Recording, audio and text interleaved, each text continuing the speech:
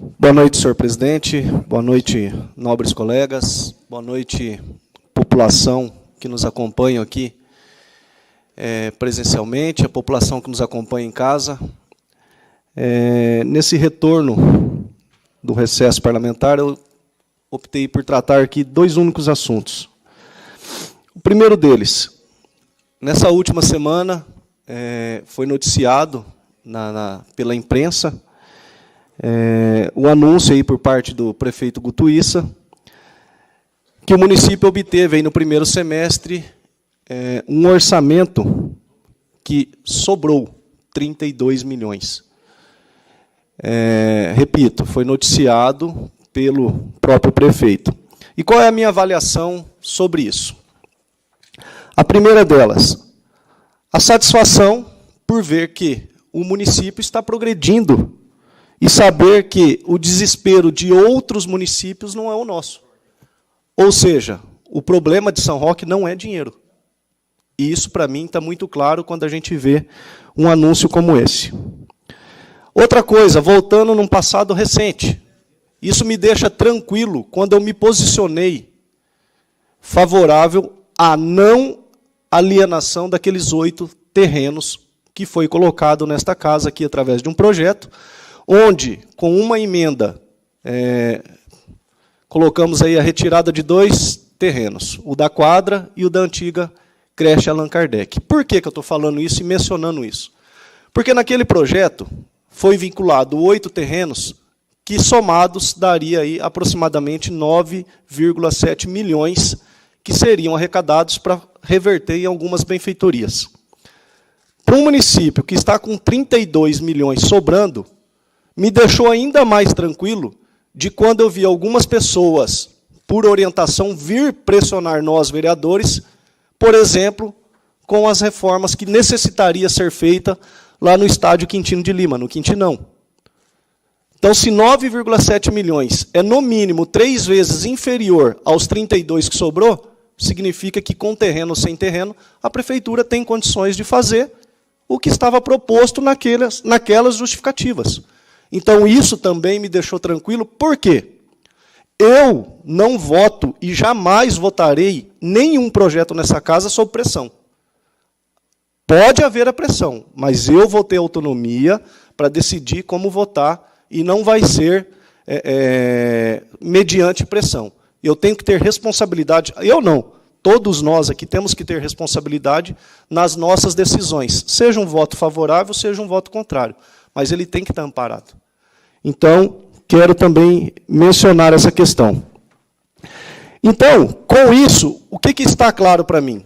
Com 32 milhões sobrando, a estrada do Aguaçaí, que estava previsto naquele projeto, já pode começar a ser pavimentada. O investimento com a iluminação pública, que falta em muitos pontos do município, sejam elas LEDs ou convencionais, também já pode ser dado sequência. Outra coisa que estava previsto lá, a reforma do Quintinão, como eu falei. Qualquer evento do município para ter o aval por parte da federação para torneios profissionais ou que exijam esse respaldo pela Federação Paulista, já pode ser feito investimento. Nós temos 32 milhões. Outra coisa, foi mencionada a questão da Escola do Futuro, que o projeto que foi apresentado nessa casa aqui, está lá à disposição de todos ali pela Comissão de Obras, um projeto muito bonito, uma escola muito bonita, muito bacana, com um investimento de aproximadamente 20 milhões, o município já tem condições de fazer a Escola do Futuro com tranquilidade. Enfim, aquelas justificativas e todas as outras é possível. E por que eu estou falando isso ainda? Porque há um contraste nisso tudo. Eu não consigo entender como que 32 milhões sobra de um lado e, de um outro lado, nós temos os postos de saúde do município faltando médico. Eu não consigo entender essa contradição.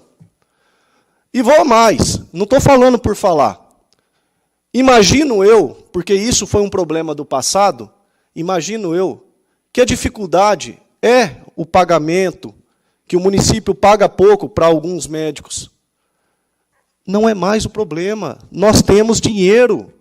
O Poder Executivo agora pode mudar essa realidade diferente do passado, onde o problema de São Roque era financeiro. Nós estamos falando de um semestre, 6 meses, com 32 milhões sobrando. Não dá mais para a gente ficar recebendo reclamações da população de que está faltando médico nos postos de saúde. Não dá mais para a gente aceitar que isso seja normal, e eu sei que não é, mas esse contraste não coincide. Não pode ser dessa forma. Então, eu vou ficar feliz de verdade a hora que eu ver 32 milhões sobrando, ou mais ou menos, e do outro lado a gente vê o serviço funcionando. Seja ele dentro da saúde, seja ele dentro da educação, seja ele na segurança, que em outras oportunidades eu vou especificar aqui alguns problemas que estão acontecendo dentro da Guarda Municipal. Então, enquanto houver essa contradição, não tem como só aplaudir. E entrando nessa esfera de saúde e em aplausos, eu quero mencionar aqui a decisão que saiu pela Justiça no último dia 19 de julho, onde, nesses quase 6 anos como vereador, eu respondi meu primeiro processo. Um ex-servidor me processou. Por quê? Porque eu, como vereador, assim como os demais 14 que, junto comigo, estão nessa casa, exerce um papel fundamental chamado fiscal. Eu, por ter fiscalizado e cobrado uma situação deste ex-servidor, que nem mais está lá, o qual, através de um cargo, subiu pela cabeça, teve uma soberba, a ponto de achar que ele era um Deus, onde ele pisava em todo mundo e não aceitou ser cobrado. Seja ele que não está mais, seja quem está. Enquanto eu estiver vereador, eu vou cobrar o que tiver que ser cobrado, doa a quem doer. Ainda mais, aquele servidor que exerce um cargo político. Ou seja, escolhido pelo prefeito, seja quem for o prefeito. Porque ele que está lá exercendo esse cargo político, assim como qualquer um de nós aqui, estamos sujeitos a críticas e elogios. E será cobrado todas as vezes que for necessário. E pela primeira vez nesses 6 anos, quase 6 anos, fui processado e, graças a Deus, por andar com a verdade, fui inocentado. Durante esses quase 6 anos, recebi 2 denúncias contra mim no Ministério Público, no meu entendimento, por perseguição política, e as 2 eu fui inocentado.